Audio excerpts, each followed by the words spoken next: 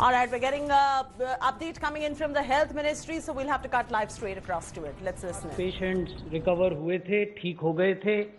फिर आगे अगर आप देखें तो लगभग 25 जून के लगभग 3,47,978 पेशेंट्स रिकवर हुए और आज सुबह का आंकड़ा अगर देखें तो 10,20,000 से अधिक पेशेंट्स रिकवर हो गए हैं, भले चंगे हो गए हैं, अपने अपने घरों पर चले गए हैं। ये न केवल एक बहुत बड़ी सकारात्मक खबर है बल्कि ये एक बड़ी उपलब्धि भी है। ये दिखाता है कि हमारे डॉक्टर्स ने, हमारे नर्सेज ने, हमारे जो front line health care workers हैं, उन्होंने बड़े परिश्रम से काम किया, निष्ठा से काम किया। अनेक लोगों ने अपना सर्वस्व न्यौछावर कर दिया। कई डॉक्टर, कई नर्सेज, कई हेल्थ केयर वर्कर्स इन्फेक्शन से भी पीड़ित हुए, कईयों की जान भी गई। तो ये बहुत बड़ी उपलब्धि है। ये दिखाता है कि भारत जैसे देश में जहां सीमित संसाधन थे, वहां पूरी पब्लिक हेल्थ सिस्टम ने मिलकर प्रयास किया, सम्मिलित प्रयास किया, परिश्रम से प्रयास किया और 10,20,000 से अधिक मरीजों की जिंदगी हम बचा पाए, जो कि डिस्चार्ज होकर अपने अपने घरों में गए।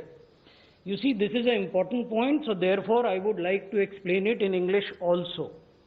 If we look at the figures of recoveries as they stand today in the morning, more than 1 million people have recovered from COVID-19. This landmark recovery has been achieved because of the selfless work and dedication and commitment to duty shown by our doctors, our nurses, our frontline Medicare workers. In fact, I think this is the occasion when we must stand up and applaud their contributions. They have done excellent work. 1 million recoveries. Thank you. अगर हम देखें कि प्रतिदिन recovery सप्ताह दर सप्ताह कैसे बढ़ी हैं, तो आप देखेंगे कि जुलाई महीने के पहले सप्ताह में लगभग 14,800 से अधिक रिकवरीज होती थीं प्रतिदिन और फिर वो धीरे धीरे बढ़ी। और अगर आप पिछला सप्ताह देखें 26 से 30 जुलाई का, तो 34,230 रिकवरी औसत प्रतिदिन हुई। अनेक राज्य और अनेक संघ शासित क्षेत्र ऐसे हैं जहां की ये रिकवरी का जो दर है वो इससे भी अधिक है। ये मैं आपको राष्ट्रीय दर दिखा रहा हूं। The national average recovery per day week on week basis has been showing a progressive increase and in the last week it was 34,230 recoveries a day. इसी को यदि आप प्रतिशत के रूप में देखें तो आप ये पाएंगे कि अप्रैल के पहले सप्ताह में रिकवरी रेट केवल 7.85% था और फिर ये बढ़ता गया लगातार। जून में ये 48% था और 30 जुलाई को ये 64% से कुछ अधिक है। The recovery rate in terms of percentage increase has also shown a progressive positive trend. You would see that in April the recovery rate was only 7.85 and today it is 64.44, which is another heartening news, which tells us that whatever efforts that are being put in this battle against COVID-19 by the union government in collaboration with the state governments is actually showing results. 16 राज्य ऐसे हैं जहां recovery rate जो राष्ट्रीय average है 64.44 जो मैंने आपके साथ अभी साझा किया, उससे कहीं ज़्यादा है। दिल्ली में रिकवरी रेट 88% है, लद्दाख में 80% है, हरियाणा में 78% है, आसाम में 76%, तेलंगाना में 74%, तमिलनाडु में 73%, गुजरात में 73%, राजस्थान में 70%, मध्य प्रदेश में 69% और गोवा में 68%। तो ये भी दिखाता है कि अनेक राज्य हैं जो कि इस स्पेसिफिक क्षेत्र में, यानी इलाज के क्षेत्र में स्टैंडर्ड क्लिनिकल प्रोटोकॉल को अपनाना, समय पर मरीज अस्पताल में आए, उनका समय पर इलाज हो, उन्हें ऑक्सीजन, वेंटिलेटर और अन्य सुविधाएं मिल सकें, जिससे वो समय पर रिकवर होकर अपने घर जा सकें। ये दिखाता है कि 16 राज्यों ने राष्ट्रीय औसत से भी बेहतर रिकवरी रेट दिखाया है। ये ग्राफ हम समय समय पर आपको दिखाते रहे हैं, लेकिन इसको दिखाना महत्वपूर्ण है। ये जो नीला हिस्सा है इस ग्राफ का, ये दिखाता है प्रतिशत के आधार पर इन परसेंटेज टर्म्स कैसे जो एक्टिव केस हैं उनमें लगातार घटोतरी हो रही है। आप देखेंगे कि मार्च से लेकर, जबकि ग्राफ में केवल नीला ही नीला था और हरा बहुत कम था, से लेकर 30 जुलाई तक कैसे स्थिति बदली है, हालात बदले हैं और एक्टिव केसेस का प्रतिशत कम हुआ है, रिकवर्ड केसेस का प्रतिशत अधिक हुआ है। जो आप लाल बैंड देख रहे हैं ग्राफ में, वो प्रतिशत मृत्यु को दर्शाता है, वो भी लगातार नीचे गिर रहा है।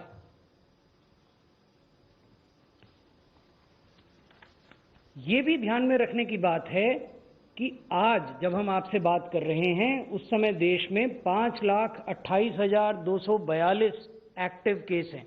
हम बार बार दोहराते हैं कि भारत का कोविड-19 केस लोड ये 5,28,000 केस हैं। भारत का एक्टिव केस लोड वो ऐतिहासिक संख्या नहीं है 15.5 लाख या जो भी कुल संख्या है, क्योंकि उसमें तो 10 लाख लोग ऐसे हैं जो ठीक होकर घर चले गए। तो ये 5,28,000 वो लोग हैं जो कि अभी भी या तो अस्पतालों में हैं या घर में होम आइसोलेशन में मेडिकल केयर के तहत हैं, और 10,20,000 जैसे मैंने निवेदन किया रिकवर्ड केसेस हैं जो कि ठीक हो गए हैं। तो आप ये पाएंगे कि जो रिकवर्ड केस हैं वो 1.9 टाइम्स हायर हैं एक्टिव केसेस के मुकाबले में।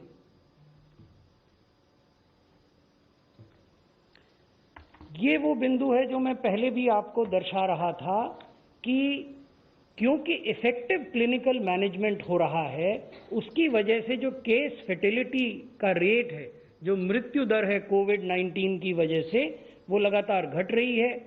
जून में ये 3.33% थी और ये अभी घटकर 2.21% हो गई है और लगातार घट रही है। भारत सरकार के स्वास्थ्य मंत्रालय द्वारा स्टैंडर्ड क्लिनिकल ट्रीटमेंट प्रोटोकॉल जारी किया जाता है, जिसमें यह बताया जाता है कि अगर माइल्ड डिजीज है तो किस प्रकार की दवाएं देनी है, अगर मॉडरेट डिजीज है तो किस प्रकार की दवाएं देनी है, और अगर सीवियर डिजीज है तो किस प्रकार की दवाएं देनी है। इस प्रकार ये जो स्टैंडर्ड क्लिनिकल प्रोटोकॉल है, ये एक स्टैंडर्ड ऑफ केयर निर्धारित करता है, और जब ट्रीटिंग क्लिनिशियन उस स्टैंडर्ड ऑफ केयर का पालन करते हैं तो मरीजों के रिकवर होने की संभावना बढ़ती है। What we are trying to show in this slide is that effective clinical management, which is implemented through a standard clinical treatment protocol, and this protocol has been issued by Ministry of Health and Family Welfare and has been shared, discussed with various state governments as well as with health facilities. So following that protocol leads to decrease in case fatality rate. विश्व से अगर तुलना करें तो हमारा जो case fertility rate है भारत का, वो आज के आंकड़ों के आधार पर 2.21% है। The case fertility rate in India today is 2.21। आप देखेंगे कि बड़े देशों में रूस को छोड़कर, जिनका केस फर्टिलिटी रेट 1.6% है, बाकी सभी देशों का जो केस फर्टिलिटी रेट है हमसे कहीं ज़्यादा है, 5 गुना, 6 गुना, 7 गुना तक ज़्यादा है। So this is an important fact to be kept in mind, that the case fertility rate in India is among the lowest in the world and is much lower if we compare it to the developed Western countries and other countries in the neighborhood. जो देश का fertility rate है, 24 राज्य और संघ शासित क्षेत्र ऐसे हैं जहां की देश के फर्टिलिटी रेट से भी कम फर्टिलिटी रेट है। उदाहरण के लिए आसाम में 1% से भी कम है, 0.25% है। केरला में 1% से कम है। उड़ीसा, छत्तीसगढ़, हिमाचल प्रदेश, बिहार और गोवा और झारखंड, यहाँ अभी तक आज सुबह के आंकड़ों के हिसाब से जो केस फर्टिलिटी रेट है वो 1% से कम है। हम राज्यों से जब विमर्श करते हैं तो उनको ये बताते हैं कि हमारा लक्ष्य ये होना चाहिए कि जहाँ एक और हम इन्फेक्शन के स्प्रेड को रोकें, कर्ब करें, सप्रेस करें, वहीं दूसरी ओर हम फर्टिलिटी रेट को 1% या उससे कम पर लाएं। तो अनेक राज्य ऐसे हैं जहां ये वर्तमान में भी 1% से कम पर है। इन सब चीजों के पीछे एक महत्वपूर्ण बात है कि हमने अपने टेस्टिंग के इंफ्रास्ट्रक्चर को बढ़ाया है। आप ये देखेंगे कि जुलाई के प्रारंभ में जो कुल टेस्ट, ये क्यूमुलेटिव नंबर्स हैं, अगर आप कुल टेस्ट की संख्या देखें तो 88 लाख थे और आज जब हम आपसे बात कर रहे हैं तो देश में 1,81,90,000 टेस्ट किए जा चुके हैं। इसमें RT-PCR टेस्ट और रैपिड एंटीजन टेस्ट शामिल हैं। आप ये पाएंगे कि एक महीने में लगभग 1 करोड़ टेस्ट हमने ज़्यादा किए। ये इसलिए संभव हो पाया कि हमने देश भर में 1400 लैब्स बनाई, जिनका ब्यौरा हम आपके साथ साझा कर रहे हैं। 907 सरकारी लैब्स हैं और 414 प्राइवेट टेस्टिंग लैब्स हैं। आप देखेंगे कि टेस्ट जो प्रतिदिन होते हैं उनकी संख्या भी बड़ी है। हम आपको बता रहे हैं कि अगर आप कल देखें तो एक दिन में 4,46,000 टेस्ट हुए हैं। ये वीक ऑन वीक इंक्रीज है average tests done per day में। ये आप देखेंगे कि जब जुलाई का महीना शुरू हुआ था तो पहले सप्ताह में 2,40,000 टेस्ट होते थे औसतन प्रतिदिन, और इस सप्ताह में ये जो 26 से 30 जुलाई का सप्ताह है इसमें 4,68,000 टेस्ट हुए हैं। मैं आपका ध्यान इस ओर भी आकृष्ट करना चाहूँगा कि इसी सप्ताह में 3 दिन ऐसे भी थे, 25 जुलाई, 26 जुलाई और 27 जुलाई, जबकि हमने 5 लाख से भी ज़्यादा टेस्ट एक दिन में किए। तो ये अपने आप में बहुत बड़ी उपलब्धि है। इसकी वजह से हम पहले केसेस को आइडेंटिफाई कर पाते हैं और फिर उनके कॉन्टैक्ट्स को ट्रैक कर पाते हैं और समय पर उनको ट्रीटमेंट में भेज पाते हैं। हमने पहले भी आपसे ये जानकारी दी है आपको कि WHO का ये कहना है कि आपको 140 टेस्ट प्रति 10 लाख जनसंख्या पर प्रतिदिन करने चाहिए, और ये तब तक करने चाहिए जब पहले चरण में आपका पॉजिटिविटी 10% आ जाए और इवेंचुअली जो पॉजिटिविटी की दर है वो 5% आ जाए। तो ये अब अधिकांश राज्य इस देश में और यूनियन टेरिटरीज कर रही हैं। अगर आप भारत के लिए आंकड़ा देखें तो देश में 324 टेस्ट पर 10 लाख की जनसंख्या पर प्रतिदिन होते हैं, और अनेक राज्य ऐसे हैं जो 140 से अधिक हैं। कुछ देश के प्रतिदिन के औसत टेस्ट से भी अधिक हैं, वो भी हमने आपको दिखाया है। कुछ उससे कम हैं, लेकिन WHO जो कह रहा है उससे अधिक हैं। तो ये भी एक संतोष की बात है। लेकिन जैसा मैंने आपको कहा कि टेस्ट करना और उनको एक स्तर पर बनाए रखना ये महत्वपूर्ण है, लेकिन उसके साथ ये भी महत्वपूर्ण है कि हमारी पॉजिटिविटी भी घटे। अगर वो 10% से अधिक है किसी भी राज्य में, तो हम इस टेस्टिंग के स्तर को तब तक बनाकर रखें या बढ़ाएं जब वो 10% पर पॉजिटिविटी आ जाए और इवेंचुअली 5% पर आए। तो वो मैं अब आपको दिखाना चाहूँगा। ये 21 राज्य और संघ शासित क्षेत्र हैं जहाँ पॉजिटिविटी आज के आंकड़ों के आधार पर 10% से कम है, और ये जो हमने कैलकुलेशन आपके सामने रखा है ये 7 दिन के रोलिंग एवरेज के आधार पर है, यानी हम आपको कोई ऐतिहासिक आंकड़ा नहीं दिखा रहे हैं। We are not showing you a historical figure cumulative कि मार्च से लेकर आज तक इतने टेस्ट किए इसलिए ये पॉजिटिविटी है, क्योंकि उससे कई बार सही स्थिति का पता नहीं चलता है।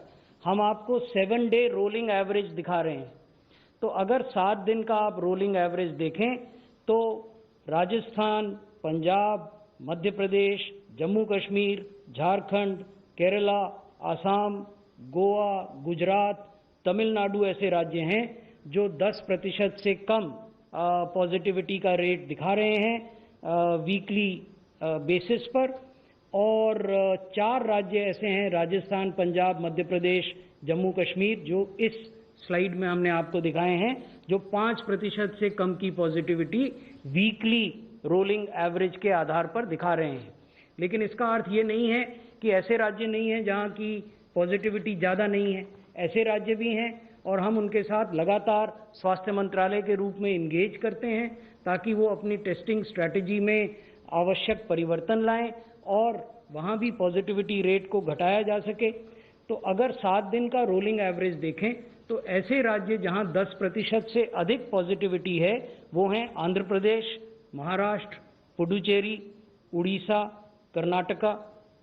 तो ये राज्य हैं जहाँ की हम लगातार संवाद में हैं राज्य सरकारों के साथ और कोशिश कर रहे हैं कि इस समस्या पर, इस चैलेंज पर काबू पाया जा सके। हम बेहतर टेस्टिंग करें, समय पर लोगों को आइडेंटिफाई करें और समय पर उनको ट्रीटमेंट की सुविधाएं उपलब्ध करा सकें। धन्यवाद। धन्यवाद सर। इससे पहले कि हम आपसे कुछ क्वेश्चन लें, क्योंकि ऑनलाइन क्वेश्चन भी काफ़ी हैं, sir, are we approaching herd immunity? This is I think long pending and people are every time talking community spread, herd immunity and other things. So please, would you like to explain this? Before we answer the question of are we approaching herd immunity, it is important to understand what is herd immunity. Herd immunity is a kind of indirect protection from an infectious disease like COVID-19.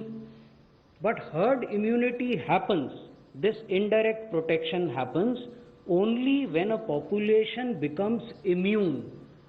How does a population become immune? It becomes immune either through vaccination or it is immunity developed through previous infection. मैं हिंदी में समझा देता हूं आपको। Herd immunity एक indirect protection है जो किसी पॉपुलेशन को, किसी जनसंख्या को किसी इन्फेक्शियस डिजीज से जैसे कोविड-19 से बचाती है। लेकिन हर्ड इम्यूनिटी कब पैदा होती है? हर्ड इम्यूनिटी पैदा होती है जब या तो आप वैक्सीनेशन करें, आपने वैक्सीन डेवलप कर ली है और आप बड़ी जनसंख्या में वो वैक्सीन दे देते हैं तो हर्ड इम्यूनिटी उस जनसंख्या में उत्पन्न हो जाती है। या फिर हर्ड इम्यूनिटी डेवलप होती है जब उस जनसंख्या में पहले बीमारी हो गई हो और वो लोग रिकवर कर गए हो उस बीमारी से, तब हर्ड इम्यूनिटी होती है। 2 ही तरीके हर्ड इम्यूनिटी के हैं। तो मुझे लगता है कि अब आप हर्ड इम्यूनिटी का कॉन्सेप्ट समझ गए होंगे।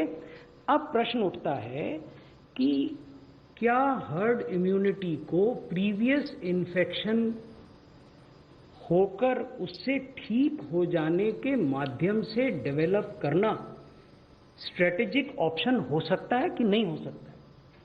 हिंदुस्तान को आप देखें, भारत को आप देखें, 2011 की जो जनसंख्या थी उसने हमें, जनगणना थी, उसने हमें आंकड़े दिए कि 121 करोड़ की आबादी भारत में थी 2011 में। अगर आप WHO और UN बॉडीज के आंकड़े 2020 के देखें तो भारत की जनसंख्या रफली 138 करोड़ है, 138 करोड़। इस तरह की जनसंख्या वाले देश में यदि आप हर्ड इम्यूनिटी को डेवलप करने की बात कर रहे हैं बिना वैक्सीन के, तो वो ऑप्शन नहीं है। Herd immunity in a country of the size of population of India can not be a strategic choice और a strategic option. It can only be a outcome and that too at a very high cost. इसका अर्थ यह है कि सैकड़ों, लाखों, करोड़ों लोग बीमार हों, वो अस्पतालों में जाएं, अस्पतालों की व्यवस्था चरमरा जाए और कितनी मृत्यु होंगी। तो herd immunity can never be a strategic option. Herd immunity can be achieved through immunization, but that is in future. अब आपके प्रश्न पर, आपने प्रश्न पूछा था Are we approaching herd immunity? तो ये उत्तर प्रश्न में छुपा हुआ है। जब आप कहते हैं कि क्या हम अप्रोच कर रहे हैं, इसका मतलब हर्ड इम्यूनिटी कहीं दूर है, फ्यूचर में है। तो स्वास्थ्य मंत्रालय का भी ये मानना है कि हर्ड इम्यूनिटी दूर है, फ्यूचर में है। इसलिए जरूरी है कि हमें कोविड एप्रोप्रिएट बिहेवियर अपनाना है। हम मास्क पहने, हम 2 गज की दूरी का पालन करें, हम सामाजिक स्थानों पर बहुत भीड़ न लगाएं, हम हैंड हाइजीन का पालन करें। तो ये जितने भी कोविड के अनुकूल आचार और व्यवहार हैं, उनका पालन हम सबको करना होगा और बीमारी से बचकर रहना होगा उस समय तक, जब तक कि कोई वैक्सीन डेवलप नहीं हो जाती, तब तक यही सोशल वैक्सीन है, इसका पालन करना होगा। धन्यवाद sir. Mister Nitendra, Doordarshan 37। Sir, मैं नितिन, डीडी न्यूज से हूं। और क्या वैक्सीन डेवलपमेंट को लेकर के क्या स्थिति है और इसका डिस्ट्रीब्यूशन कैसे होगा? हाँ, वैक्सीन डेवलपमेंट एक बड़ा सवाल है। मैं इसको 3 हिस्सों में आपको समझाता हूँ। पहले तो है कि विश्व में वैक्सीन डेवलपमेंट में क्या हो रहा है, और दूसरा हिस्सा है कि भारत में क्या हो रहा है, और तीसरा हिस्सा है कि जब भी भविष्य में वैक्सीन डेवलप होती है तो उसका एक्सेस टू वैक्सीन, उसकी उपलब्धता कैसे सुनिश्चित होगी, यही पूछना चाह रहे थे। तो अगर आप WHO के बुलेटिन्स को देखें, उन्होंने एक 24 जुलाई को जारी किया था। उसमें उन्होंने कहा था कि 24 वैक्सीन कैंडिडेट ऐसे हैं जो अभी क्लिनिकल इवैल्यूएशन में हैं पूरे विश्व में। 24 vaccine candidates are under clinical evaluation in the entire world, and there are 141 vaccine candidates which are in pre-clinical evaluation stage. अब इसमें अंतर क्या है? जब हम कहते हैं कि 24 वैक्सीन कैंडिडेट हैं जो क्लिनिकल स्टेज में हैं, इसका मतलब है कि वो फेज 1, फेज 2 या फेज 3 उनके क्लिनिकल ट्रायल चल रहे हैं, जो ह्यूमन वॉलंटियर्स पर होते हैं, और वो मल्टी सेंट्रिक, मल्टी साइट, इस प्रकार के ट्रायल होते हैं।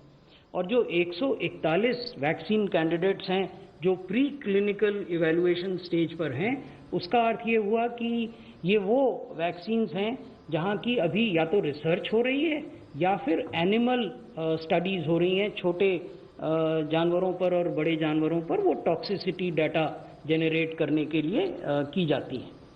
तो ये तो है कि बड़ी पिक्चर क्या है। अब 3 कैंडिडेट वैक्सीन ऐसी हैं विश्व में जो कि इस समय फेज 3 क्लिनिकल ट्रायल्स पर हैं। इसका अर्थ है कि एक बार जब उनका फेज 3 क्लिनिकल ट्रायल हो जाता है तो वो कंसर्न्ड रेगुलेटरी परमिशंस हासिल करेंगे और फिर मैन्युफैक्चरिंग की व्यवस्था करेंगे और फिर वो उसकी उपलब्धता हो जाएगी। तो ये जो फेज 3 में है उसमें एक USA में वैक्सीन है, एक UK में यूनिवर्सिटी ऑफ ऑक्सफोर्ड की वैक्सीन है और एक चाइना में वैक्सीन है। तो ये 3 वैक्सीन है जो फेज 3 क्लिनिकल ट्रायल में है। अब भारत में क्या स्थिति है? भारत में 2 इंडिजिनसली डेवलप्ड वैक्सीन हैं, दोनों फेज 1, फेज 2 क्लिनिकल ट्रायल्स उनके प्रारंभ हो गए हैं और एक वैक्सीन का क्लिनिकल ट्रायल अभी वर्तमान में लगभग 1150 सब्जेक्ट्स पर चल रहा है। 8 साइट्स हैं, यानी 8 पार्टिसिपेटिंग हॉस्पिटल्स या मेडिकल फैसिलिटीज़ हैं जहां ये ट्रायल चल रहे हैं। दूसरी वैक्सीन है जो 1000 सब्जेक्ट्स पर इस्तेमाल की जा रही है देश के भीतर और ये 5 साइट्स पर इसके ट्रायल्स चल रहे हैं।